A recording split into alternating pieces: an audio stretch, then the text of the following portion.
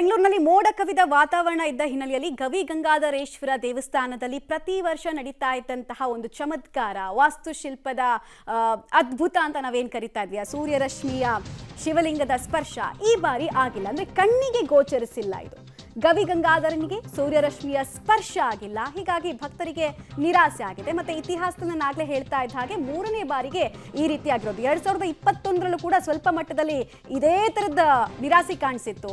ಅದಾದ ನಂತರ ಕೆಲ ಬೆಳವಣಿಗೆಗಳೆಲ್ಲ ಆಯ್ತು. ಅದು ಕೋಇನ್ಸಿಡೆನ್ಸೋ ಅಥವಾ ಈ ಕಾರಣಕ್ಕೆ ಆಯ್ತೋ, ಈ ಥರದ್ದೆಲ್ಲ ವಿಚಾರಗಳು ಇನ್ನೂ ಕೂಡ ಚರ್ಚೆಯಲ್ಲಿದೆ. ಹೀಗಾಗಿ ಸದ್ಯಕ್ಕೆ ಗೋಧುಳಿ ಲಗ್ನ ಕಳೆದ ಬಳಿಕ ಮಹಾಮಂಗಳಾರತಿಯನ್ನ ಸರ್ವೇಶ್ವರನಿಗೆ ಮಾಡ್ತಾ ಇರುವಂತಹ ಸಂದರ್ಭ ನೀವು ಗಮನಿಸ್ತಾ ಇದ್ದೀರಾ. ಈಗಾಗಲೇ ಭಕ್ತರಿಗೆ ದೇವರನ್ನ ನೋಡೋದಕ್ಕೆ ಅವಕಾಶವನ್ನ ಕೂಡ ದೇವಸ್ಥಾನದ ಆಡಳಿತ ಮಂಡಳಿ ಕೊಟ್ಟಿದೆ. ಸರತಿ ಸಾಲಲ್ಲಿ ಜನ ಬರ್ತಾ ಇದ್ದಾರೆ.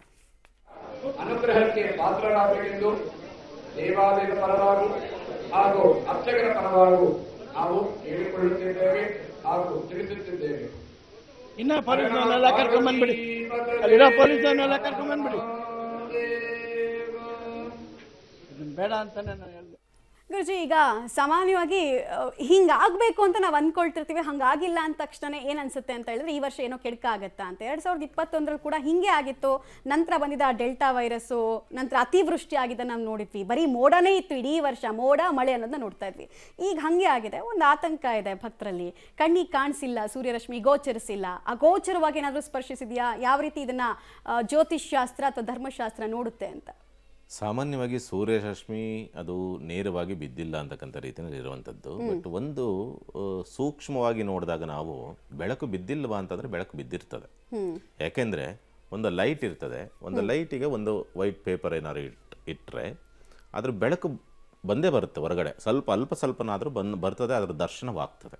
ಹಾಗೆಯೇ ಇದು ಕೂಡ ಮೋಡ ಅಡ್ಡ ಇದ್ರೂ ಸೂರ್ಯನಿಗೆ ಅದರ ಒಂದು ಸಣ್ಣ ಸೂಕ್ಷ್ಮ ಬೆಳಕು ಅಂತಕ್ಕಂಥದ್ದು ಸ್ಪರ್ಶ ಆಗಿರ್ತದೆ. ಬಟ್ ಅದು ಕಣ್ಣಿಗೆ ಗೋಚರ ಆಗಿರೋದಿಲ್ಲ ಅಷ್ಟೇ ಒಂದು. ಎರಡನೇದಾಗಿ ಇದರಿಂದಲೇ ಅನಾಹುತಗಳಾಗ್ತದ ಅಥವಾ ತೊಂದರೆಗಳಾಗ್ತದ, ಇದರ ಸೂಚನೆನ ಮುನ್ಸೂಚನೆನ ಅಂತಕ್ಕಂಥ ರೀತಿಯಲ್ಲಿ ನೋಡಿದಾಗ ಭಗವಂತ ಮೊದಲೇ ನಿರ್ಧಾರ ಮಾಡಿರ್ತಾನೆ.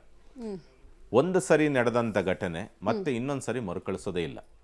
ಜೀವನದಲ್ಲೂ ಅಷ್ಟೇ, ನಮ್ಮ ಜೀವನದಲ್ಲಿ ಒಂದು ಸರಿ ನಡೆದಂಥ ಘಟನೆ ಮತ್ತೆ ಇನ್ನೊಂದು ಸರಿ ಮರುಕಳಿಸೋದೇ ಇಲ್ಲ.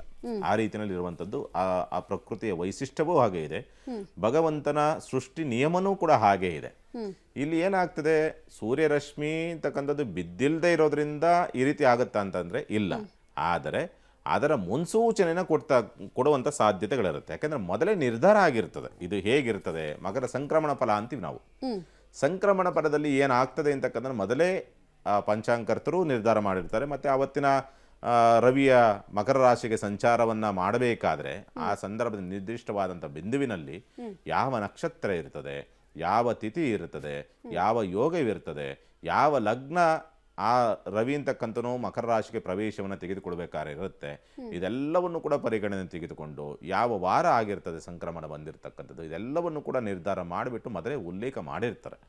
ಅದರ ಪ್ರಕಾರವೇ ಹೀಗೆ ಆಗಬೇಕು ಅಂತಕ್ಕಂಥದ್ದು ಮೊದಲೇ ನಿರ್ಧಾರ ಆಗಿರ್ತದೆ.